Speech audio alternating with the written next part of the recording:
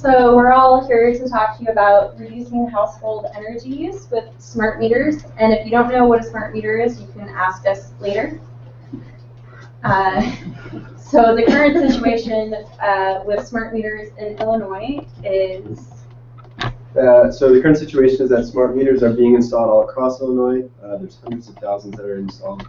The reason is that utilities are using that more frequent data to make the power grid more stable. But that information can also help consumers with making better energy choices and saving energy. If you want a small example of that, it's just we could look at your fridge, for example, and compare it to fridges in the neighborhood and say your fridge is using more power than everyone else's fridge, you should buy a new one. So that's a small example of how we could use that data. Right. So where do we come in? So we take this data that's coming from the smart meter, and it just says how much power you're using. And then we're trying to develop algorithms that take that single point and turn it into a listing of appliances. So how much each appliance is using. And we can use information like, what does it look like when a refrigerator turns on? How much power does it use? So we go backwards. We disaggregate the aggregated sum of your power supply. And that helps us make more accurate recommendations. So for instance, we'll just maybe take a look at how your energy usage might break down. This is a so yeah. Nice picture of Phil there. Over the last couple of weeks at the Data Science for Social Good, we've been picking and studying algorithms that are going to be sophisticated enough to do the job, and which may or may not.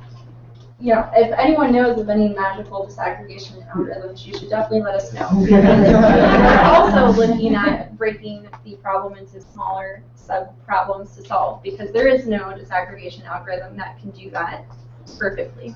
So as part of the project, we want to provide a web tool that in the end, green button users, which is basically the interface that people use to get their data, could put it like in a website and then disaggregate the data and then break it apart into their individual appliances. So if you could hover over, so this graph shows you the like a monthly use, like the month, and you can see it just abstracts your usage, and then hopefully we'll have some graphs on the side later to kind of dive in deeper into the use. We've been using like fridge and TV, but really like what's important is HVAC in most homes, and we're also looking at trying to find if a home has an electric vehicle. Just any information about electric vehicles is also good. So this is a home over the course of a year. So you can see each individual stream is one appliance, and you can see sort of how it breaks down, and how looking at one appliance individual or the sum won't tell you everything you need to know in order to decrease your energy. So for instance, this large blue one on the bottom, that's in June, July, and August, you can see that the air conditioning just spiked. And so that might be something that's useful to know.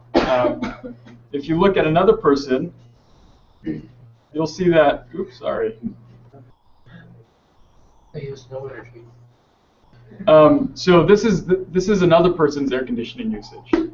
And so if you know that all of the energy you're using is coming from your air conditioner and rather than your lights, then you might look into turning down your thermostat or turning up your thermostat. And these graphs are actually all from data that we're currently working with in Austin, Texas, which is one of the main reasons why HVAC is so incredibly extreme. But in the end, we're going to be working with the neighborhood of Oak Park to hopefully work with their aggregated data and provide these algorithms for the neighborhood there.